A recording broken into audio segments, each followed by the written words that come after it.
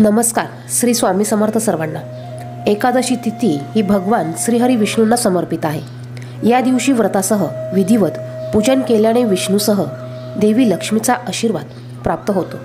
या व्रताच्या प्रभावाने व्यक्ती जीवनातील सर्व दुःखांपासून मुक्त होतो आणि त्याला मोक्ष प्राप्ती होते. फेब्रुवारी या महिन्यातील पौष कृष्ण पक्षातील एकादशी तिथीला षटतिला एकादशी असे म्हणतात आणि ही षटतिला एकादशी मंगळवार रोजी 6 फेब्रुवारी रोजी आलेली आहे. या दिवशी आपल्याला अंघोळीच्या पाण्यामध्ये काही वस्तू टाकून ह्या पाण्याने अंघोळ करायची आहे. बघा, आपण अंघोळ तर ही दररोज करत असतो, परंतु अशा विशिष्ट तिथीला विशिष्ट दिवशी काही महत्त्व असल्यामुळे या दिवशी आपल्याला अंघोळीच्या पाण्यामध्ये ह्या वस्तू टाकून अंघोळ करायची आहे. यामुळे आपलं 7 पिढ्यांचं दारिद्र्य हे नष्ट होणार आहे.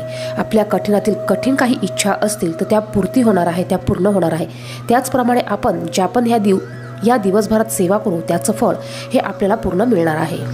षटतिला एकादशी तिथी 5 फेब्रुवारी रोजी सायंकाळी 5:24 चालू होणार आहे आणि ती 6 फेब्रुवारी रोजी दुपारी 4:07 समाप्त होणार आहे.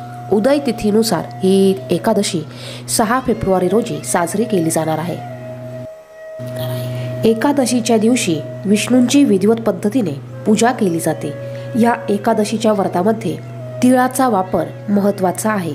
या व्रताच्या दिवशी तीळ दान केल्याने स्वर्ग प्राप्त होतो. एकादशीच्या दिवशी आपल्याला सकाळी उठल्यानंतर अंघोळ करताना अंघोळीच्या पाण्यामध्ये गंगाजल किंवा गोमतीर पाणी हे टाकायचं तर आहेच. बघा, प्रत्येक वेळेस मी सांगते तुम्हाला की अंघोळीच्या पाण्यामध्ये गंगाजल किंवा गोमतीर पाणी हे आवर्जून टाका. त्याचबरोबर ही एकादशी षटतिला एकादशी आहे आणि या एकादशीच्या दिवशी तिळाला अतिशय महत्त्व आहे.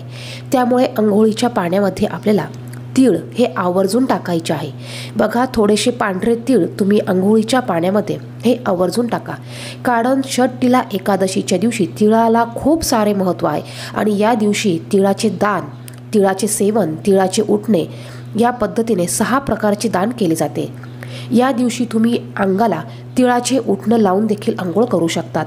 यामुळे तुमच्या पाठीमागं असलेली सर्व काही नकारात्मक ऊर्जा, निगेटिव्ह ऊर्जा ही कायमची निघून जाईल. तुमच्या शरीराचं शुद्धीकरण होईल. तुमच्यात असलेले सर्व दोष हे नष्ट होतील. बघा, अशा विशिष्ट तिथीला जर का आपण पवित्र नदीमध्ये स्नान केले तर आपले सर्व पापे हे धुतले जातात. त्याचबरोबर आपण घरीसुद्धा अंघोळीच्या पाण्यामध्ये थोडंसं गंगाजल टाका, थोडंसं गोमतीर पाणी टाका, त्याचबरोबर चिमूटभर तीळ देखील टाका. बघा, प्रत्येकाच्या अंघोळीच्या पाण्यामध्ये तीळ हे आपल्याला टाकायचे आहे. लहानांपासून ते मोठ्यांपर्यंत प्रत्येकाने अंघोळीच्या पाण्यामध्ये तीळ टाकून अंघोळ करायची आहे.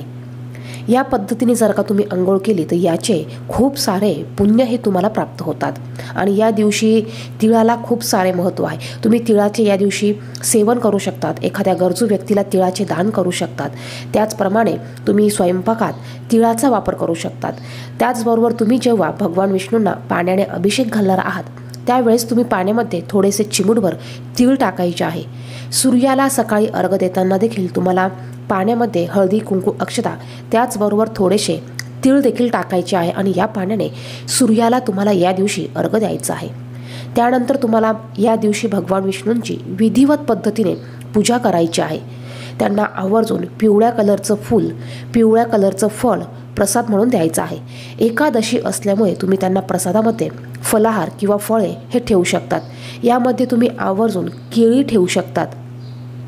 त्याचप्रमाणे तुम्हाला भगवान विष्णूंसह माता लक्ष्मीची देखील पूजा करायची आहे. भगवान विष्णूंची पूजा केल्याने आपल्याला माता लक्ष्मीचा देखील आशीर्वाद प्राप्त होतो. एकादशीच्या दिवशी तुम्हाला सकाळ संध्याकाळ तुळशी मातेला आवर्जून शुद्ध गाईच्या तुपाचा दिवा हा लावायचा आहे. याचबरोबर एकादशीच्या दिवशी आपण तुळशीपत्र हे चुकूनही तोडत नाही आणि तुळशी मातेला पाणीसुद्धा अर्पण करत नाही. त्यामुळे तुम्ही तुळशीपत्र हे सोमवारी सकाळी तोडून ठेवू शकतात. बघा, सोमवारी 5 तारखेला दुपारनंतर एकादशी तिथी चालू होत आहे. तुम्ही एकादशी तिथी चालू होण्याच्या अगोदर म्हणजे सकाळी तुळशीपत्र हे आदल्या दिवशी तोडून ठेवू शकतात.